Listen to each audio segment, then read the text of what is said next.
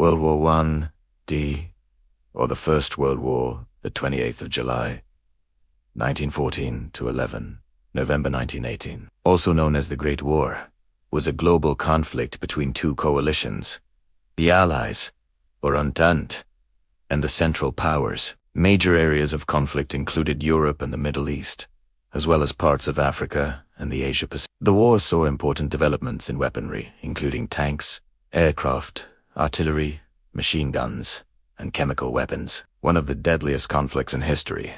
It resulted in an estimated 30 million military casualties and 8 million civilian deaths from war-related causes and genocide. The movement of large numbers of people was a major factor in the deadly Spanish flu pandemic. The causes of World War I included the rise of the German Empire and decline of the Ottoman Empire, which disturbed the long-standing balance of power in Europe, the exacerbation of imperial rivalries, and an arms race between the great powers. Growing tensions in the Balkans reached a breaking point on the 28th of June 1914 when Gavrilo Princip, a Bosnian Serb, assassinated Franz Ferdinand, the heir to the Austro-Hungarian throne. Austria-Hungary blamed Serbia and declared war on the 28th of July. After Russia mobilized in Serbia's defense, Germany declared war on Russia and France, who had an alliance. The United Kingdom entered the war after Germany invaded Belgium, and the Ottoman Empire joined the Central Powers in November. Germany's strategy in 1914 was to quickly defeat France before transferring its forces to the east. But its advance was halted in September, and by the end of the year the Western Front consisted of a near-continuous line of trenches from the English Channel to Switzerland. The Eastern Front was more dynamic, but neither side gained a decisive advantage, despite costly offensives. Italy, Bulgaria, Romania, Greece, and others entered the war from 1915 onward. Major battles, including those at Verdun, the Somme, and Passau, failed to break the stalemate on the Western Front. In April 1917, the United States joined the Allies after Germany resumed unrestricted submarine warfare against Atlantic shipping. Later that year, the Bolsheviks seized power in Russia in the October Revolution. Soviet Russia signed an armistice with the Central Powers in December, followed by a separate peace in March 1980. That month, Germany launched a spring offensive in the West, which, despite initial successes, left the German army exhausted and demoralized. The Allied 100 Days Offensive, beginning in August 1918, caused a collapse of the German front line. Following the Vardar Offensive, Bulgaria signed an armistice in late September. By early November, the Allies had signed armistices with the Ottomans and with Austria-Hungary, leaving Germany isolated. Facing a revolution at home, Kaiser Wilhelm II abdicated on the 9th of November, and the war ended with the armistice of the 11th of November 1918. The Paris Peace Conferences of 1919 to 1920 imposed settlements on the defeated powers. Under the Treaty of Versailles, Germany lost significant territories, was disarmed, and was required to pay large war reparations to the Allies. The dissolution of the Russian, German, Austro-Hungarian, and Ottoman empires led to new national boundaries and the creation of new independent states, including Poland, Finland, the Baltic states, Czechoslovakia, and Yugoslavia. The League of Nations was established to maintain world peace, but its failure to manage instability during the interwar period contributed to the outbreak of World War II in 1939. Before World War II, the events of 1914 to 1918 were commonly referred to as the Great War, or simply the World War. In August 1914, the Independence stated of the conflict, "This is the Great War."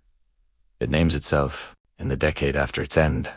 Many hoped it would be the war to end all wars, because of its unprecedented destructiveness and death toll. The earliest known use of the term First World War appeared in September 1914, when German biologist and philosopher Ernst Haeckel wrote that the ongoing European war would become the First World War in the full sense of the word. For much of the 19th century, the major European powers maintained a tenuous balance of power, known as the Concert of Europe. After 1848, this was challenged by Britain's withdrawal into splendid isolation, the decline of the Ottoman Empire, new imperialism, and the rise of Prussia under Otto von Bismarck. Victory in the 1870–1871 Franco-Prussian War allowed Bismarck to consolidate a German empire. After 1871, French policy aimed to avenge this defeat and expand France's colonial empire. In 1873, Bismarck negotiated the League of the Three Emperors, which included Austria-Hungary, Russia, and Germany. After the 1877 to 1878 Russo-Turkish War, the League was dissolved due to Austrian concerns over the expansion of Russian influence in the Balkans, an area they considered to be of vital strategic interest. Germany and Austria-Hungary then formed the 1879 Dual Alliance, which became the Triple Alliance when Italy joined in 1882. For Bismarck, the purpose of these agreements was to isolate France by ensuring the three empires resolved any disputes among themselves. In 1887, Bismarck set up the Reinsurance Treaty, a secret agreement between Germany and Russia to remain neutral if either were attacked by France or Austria. World empires and colonies. C. 1914. For Bismarck, peace with Russia was the foundation of German foreign policy. But in 1890, he was forced to retire by Wilhelm II. The latter was persuaded not to renew the Reinsurance Treaty by his new chancellor, Leo Bon Caprivi. This gave France an opening to agree to the Franco-Russian alliance in 1894, which was then followed by the 1904 Entente Cordiale with Britain. The Triple Entente was completed by the 1907 Anglo-Russian Convention, while not formal alliances, by settling long-standing colonial disputes in Asia and Africa. British support for France or Russia in any future conflict became a possibility. This was accentuated by British and Russian support for France against Germany during the 1911 Agadir crisis. Arms race. SMS Rhineland, a Nassau-class battleship. Germany's first response to the British dreadnought, 1910. German economic and industrial strength continued to expand rapidly. Post-1871. Backed by Wilhelm II, Admiral Alfred von Tirpitz sought to use this growth to build an imperial German navy that could compete with the British Royal Navy. This policy was based on the work of U.S. naval author Alfred Thayer Mahan, who argued that possession of a blue water navy was vital for global power projection. Tirpitz had his books translated into German, while Wilhelm made them required reading for his advisors and senior military personnel. Bismarck opposed any attempt to compete with the Royal Navy, since he believed Britain would not interfere in Europe as long as its maritime supremacy remained secure. His dismissal in 1890 led to a change in policy and the start of an Anglo-German naval arms race. Despite the vast sums spent by Tirpitz, the launch of HMS Dreadnought in 1906 made every existing battleship obsolete and gave the British a technological advantage they never relinquished. Ultimately, Germany invested huge resources on creating a navy large enough to antagonize Britain. German economic and industrial strength continued to expand rapidly post-1871. Backed by Wilhelm II, Admiral Alfred von Tirpitz sought to use this growth to build an imperial German navy that could compete with the British Royal Navy. This policy was based on the work of U.S. naval author Alfred Thayer, who argued that possession of a blue water navy was vital for global power projection. Tirpitz had his books translated into German, while Wilhelm made them required reading for his advisors and senior military personnel. Bismarck opposed any attempt to compete with the Royal Navy, since he believed Britain would not interfere in Europe as long as its maritime supremacy remained secure. His dismissal in 1890 led to a change in policy and the start of an Anglo-German naval arms race, despite the vast sums spent by Tirpitz. The launch of HMS Dreadnought in 1906 made every existing battleship obsolete and gave the British a technological advantage they never relinquished. Ultimately, Germany invested huge resources on creating a navy large enough to antagonize Britain, but not defeat it. In 1911, Chancellor Theobald von Bethmann Hollweg acknowledged defeat, leading to the Rüstungswende or armaments turning point when he switched expenditure from the Navy to the Army. This decision was driven by German concerns over the speed of Russia's recovery from defeat in the Russo-Japanese War and the subsequent 1905 Russian Revolution. Economic reforms led to a significant post-1908 expansion of railways and transportation infrastructure, particularly in its western border regions. Since Germany and Austria-Hungary relied on faster mobilization to compensate for their numerical inferiority compared to Russia, the threat posed by the closing of this gap was more important than competing with the Royal Navy. After Germany expanded its standing army by 170,000 troops in 1913, France extended compulsory military service from 2 to 3 years, sparking similar measures from the Balkan powers, Italy, the Ottoman Empire, In Austria, absolute figures are difficult to calculate due to differences in categorizing expenditure, since they often omit civilian infrastructure projects like railways, which had logistical importance, and military use. However, from 1908 to 1913, military spending by the six major European powers increased by over 50% in real terms. The years before 1914 were marked by a series of crises in the Balkans, as other powers sought to benefit from the Ottoman decline, while Pan-Slavic and Orthodox Russia considered itself the protector of Serbia and other Slav states. They preferred the strategically vital Bosporus Straits to be controlled by a weak Ottoman government, rather than an ambitious Slav power like Bulgaria. Russia had ambitions in northeastern Anatolia, while its clients had overlapping claims in the Balkans. These competing interests divided Russian policymakers and added to regional instability. Austrian statesmen viewed the Balkans as essential for the continued existence of their empire and saw Serbian expansion as a direct threat. The 1908 to 1909 Bosnian crisis began when Austria annexed the former Ottoman territory of Bosnia and Herzegovina, which it had occupied since 1878.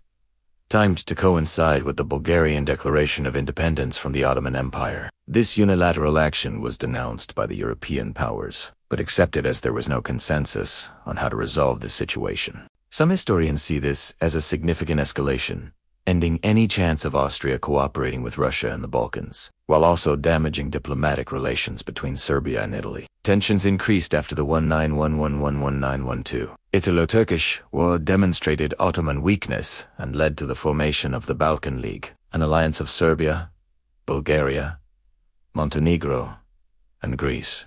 The League quickly overran most of the Ottomans' territory in the Balkans during the 1912-1913 First Balkan War. Much to the surprise of outside observers, the Serbian capture of ports on the Adriatic resulted in partial Austrian mobilization, starting on the 21st of November 1912, including units along the Russian border in Galicia. The Russian government decided not to mobilize in response, unprepared to precipitate a war. The great powers sought to reassert control through the 1913 Treaty of London, which had created an independent Albania, while enlarging the territories of Bulgaria, Serbia, Montenegro, and Greece.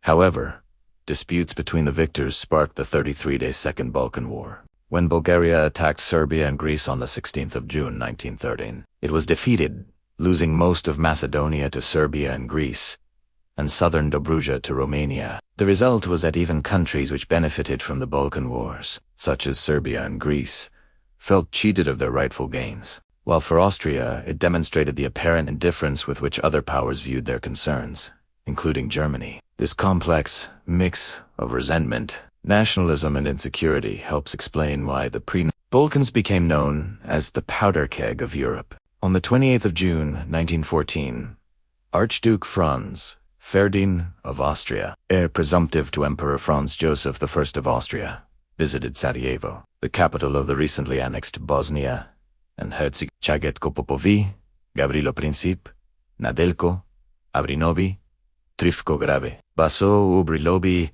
Bosnian Serbs, and Mohamed Mehmed Bazik, from the Bosniaks community, from the movement known as Young Bosnia, took up positions along the Archduke's motorcade route to assassinate him. Supplied with arms by extremists within the Serbian Black Hand intelligence organization, they hoped his death would free Bosnia from Austrian rule. Vabrinovia threw a grenade at the Archduke's car and injured 2 of his aides. The other assassins were also unsuccessful. An hour later, as Ferdinand was returning from visiting the injured officers in hospital, his car took a wrong turn into a street where Gavrilo Princip was standing. He fired 2 pistol shots, fatally wounding Ferdinand and his wife Sophie. According to historian Zbigniew Zeman, in Vienna, the event almost failed to make any impression whatsoever. On the 28th and the 29th of June, the crowds listened to music and drank wine, as if nothing had happened. Nevertheless, the impact of the murder of the heir to the throne was significant, and has been described by historian Christopher Clark as a 9/11's effect, a terrorist event charged with historic meaning. Transforming the political chemistry in Vienna, Austro-Hungarian authorities encouraged subsequent anti-Serb riots in Sarajevo. Violent actions against ethnic Serbs were also organized outside Sarajevo. In other cities, in Austro-Hungarian-controlled Bosnia and Herzegovina,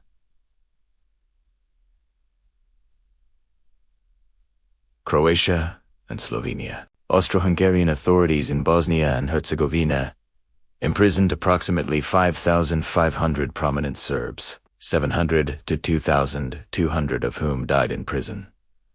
A further 460 Serbs were sentenced to death. A predominantly Bosniak special militia known as the Schutzkorps was established and carried out the persecution of Serbs. The assassination initiated the July crisis, a month of diplomatic maneuvering among Austria-Hungary, Germany, Russia, France, and Britain, believing that Serbian intelligence helped to organize Franz Ferdinand's murder. Austrian officials wanted to use the opportunity to end Serbian interference in Bosnia and saw war as the best way of achieving this. However, the Foreign Ministry had no solid proof of Serbian involvement. On the 23rd of July, Austria delivered an ultimatum to Serbia, listing 10 demands made intentionally unacceptable to provide an excuse for starting hostility. Serbia ordered general mobilization on the 25th of July, but accepted all the terms, except for those empowering Austrian representatives to suppress subversive elements inside Serbia and take part in the investigation and trial of Serbians linked to the assassination, claiming this amounted to rejection. Austria broke off diplomatic relations and ordered partial mobilization the next day. On the 28th of July, they declared war on Serbia and began shelling Belgrade. Russia ordered general mobilization in support of Serbia on the 30th, anxious to ensure backing from the SPD. Political opposition by presenting Russia as the aggressor. German Chancellor Bethmann Hollweg delayed the commencement of war preparations until the 31st of July. That afternoon, the Russian government were handed a note requiring them to cease all war measures against Germany and Austria-Hungary within 12 hours. A further German demand for neutrality was refused by the French, who ordered general mobilization but delayed declaring war. The German General Staff had long assumed they faced a war on two fronts. The Schlieffen Plan envisaged using 80% of the army to defeat France, then switching to Russia. Since this required them to move quickly, mobilization orders were issued that afternoon. Once the German ultimatum to Russia expired on the morning of the 1st of August, the two countries were at war. At a meeting on the 29th of July, the British cabinet had narrowly decided its obligations to Belgium under the 1839 Treaty of London did not require it to oppose a German invasion with military force. However, Prime Minister Asquith and his senior cabinet ministers were already committed to supporting France. The Royal Navy had been mobilized, and public opinion was strongly in favor of intervention. On the 31st of July,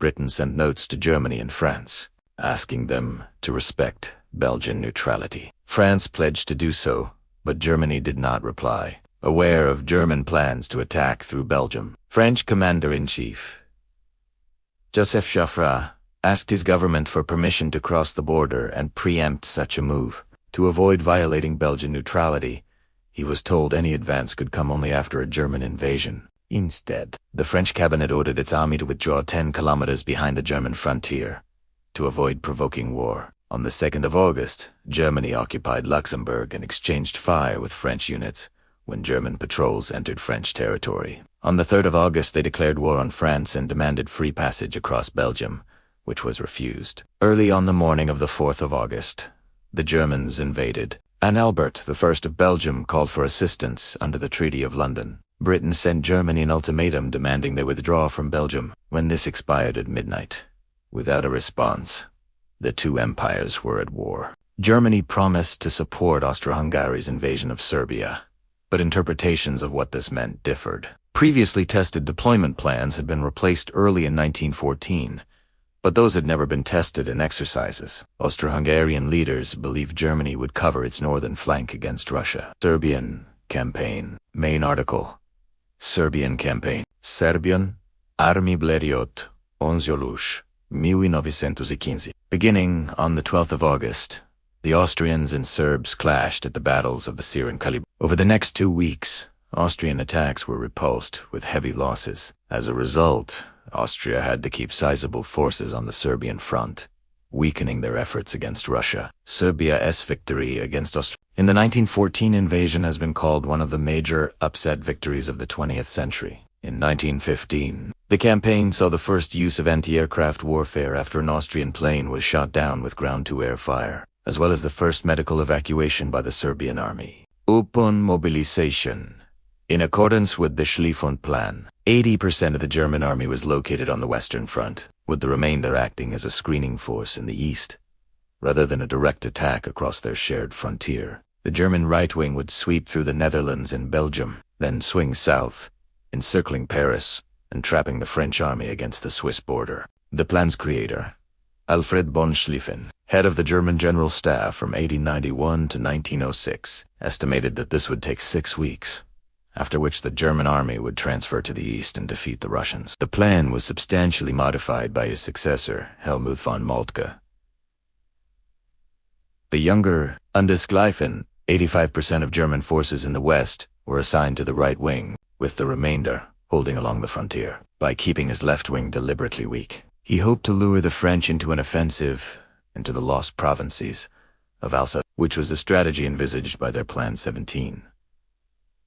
However, Moltke grew concerned that the French might push too hard on his left flank, and as the German army increased in size from 1908 to 1914, French bayonet charged during the Battle of the Frontiers. By the end of August, French casualties exceeded 260,000, including 75,000 dead. The initial German advance in the west was very successful. By the end of August, the Allied left, which included the British Expeditionary Force BEF, was in full retreat, and the French offensive in Alsace-Lorraine was a disastrous failure. In 1911, the Russian Stavka agreed with the French to attack Germany within 15 days of mobilization, 10 days before the Germans had anticipated, although it meant the two Russian armies that entered East Prussia on the 17th of August did so without many of their support elements. By the end of 1914, German troops held strong defensive positions inside France, controlled the bulk of France's domestic coalfields,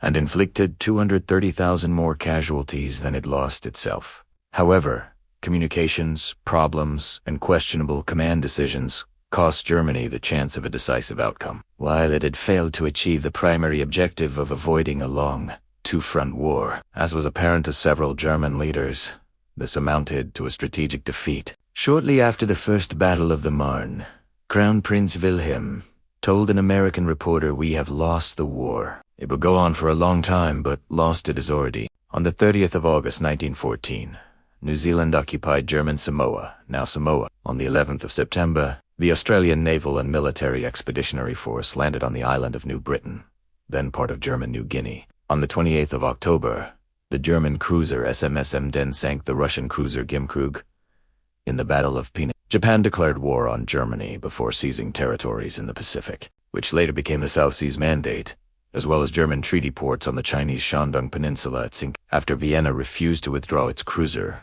SMS Kaiserin Elizabeth, from Sink. Japan declared war on Austria, and the ship was scuttled in November 1914.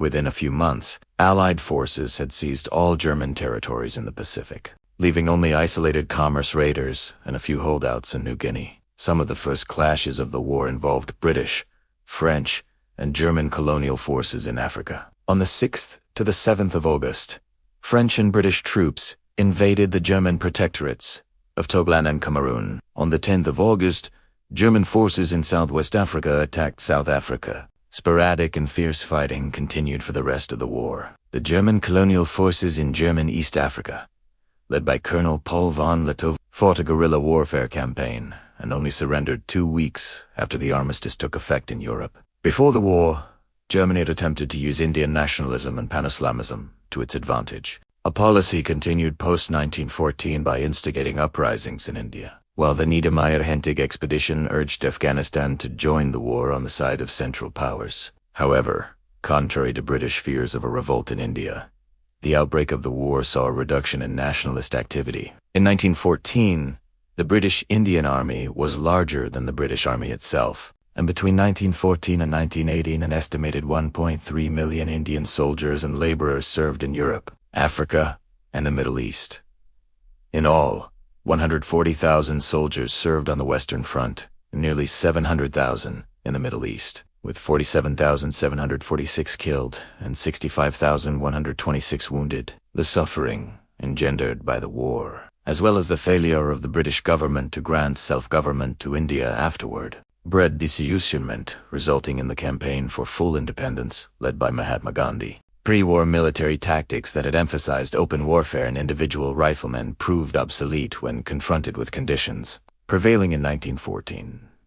Technological advances allowed the creation of strong defensive systems, largely impervious to massed infantry advances, such as barbed wire, machine guns, and above all, far more powerful artillery, which dominated the battlefield and made crossing open ground extremely difficult. Both sides struggled to develop tactics for breaching entrenched positions without heavy casualties. In time, technology enabled the production of new offensive weapons, such as gas warfare and the tank. After the First Battle of the Marne in September 1914, Allied and German forces unsuccessfully tried to outflank each other, a series of maneuvers later known as the Race to the Sea. By the end of 1914, the opposing forces confronted each other along an uninterrupted line of entrenched positions from the Channel to the Swiss border. Since the Germans were normally able to choose where to stand, they generally held the high ground, while their trenches tended to be better built. Those constructed by the French and English were initially considered temporary, only needed until an offensive would destroy the German defenses. Both sides tried to break the stalemate using scientific and technological advances. On the 22nd of April 1915, at the Second Battle of Ypres, the Germans, violating the Hague Convention, used chlorine gas for the first time on the Western Front. At the start of the war, German cruisers were scattered across the globe, some of which were subsequently used to attack Allied merchant shipping. These were systematically hunted down by the Royal Navy, though not before causing considerable damage. One of the most successful was the SMS Untold, part of the German East Asia Squadron stationed at Qingdao, which seized or sank 15 merchantmen, a Russian cruiser, and a French destroyer. Most of the squadron was returning to Germany when it sank two British armored cruisers at the Battle of Coronel in November 1914. Before being virtually destroyed at the Battle of the Falkland Islands in December, the SMS Dresden escaped with a few auxiliaries, but after the Battle of MSA Tierra, these two were either destroyed or interned. Soon after the outbreak of hostilities, Britain began a naval blockade of Germany. This proved effective in cutting off vital supplies, though it violated accepted international law. Britain also mined international waters, which closed off entire sections of the ocean, even to neutral ships. Since there was limited response to this tactic, Germany expected a similar response to its unrestricted submarine warfare. The Battle of Jutland F in June 1916 was the only full-scale clash of battleships during the war, and one of the largest in history. The clash was indecisive,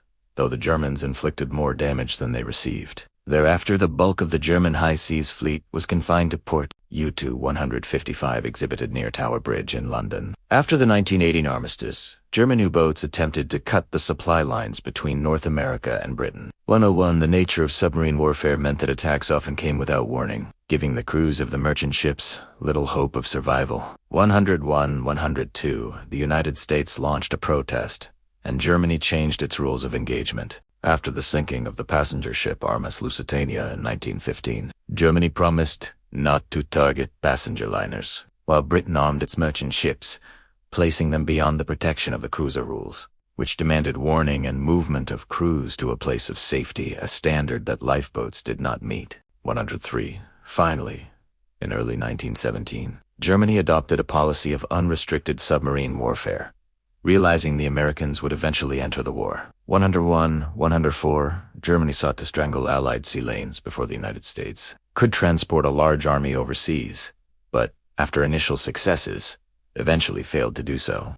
The U-boat threat lessened in 1917, when merchant ships began traveling in convoys, escorted by destroyers. This tactic made it difficult for U-boats to find targets, which significantly lessened losses. After the hydrophone and depth charges were introduced, destroyers could potentially successfully attack a submerged submarine. Convoys slowed the flow of supplies, since ships had to wait as convoys were assembled. The solution was an extensive program of building new freighters. Troop ships were too fast for the submarines and did not travel the North Atlantic in convoys. 105. The U-boats sunk more than 5,000 Allied ships at the cost of 199 submarines. World War I also saw the first use of aircraft carriers in combat, with HMS Furious launching Sapwith Camels in a successful raid against the Zeppelin hangars at Tondern in July 1918, as well as blimps for anti-submarine patrol.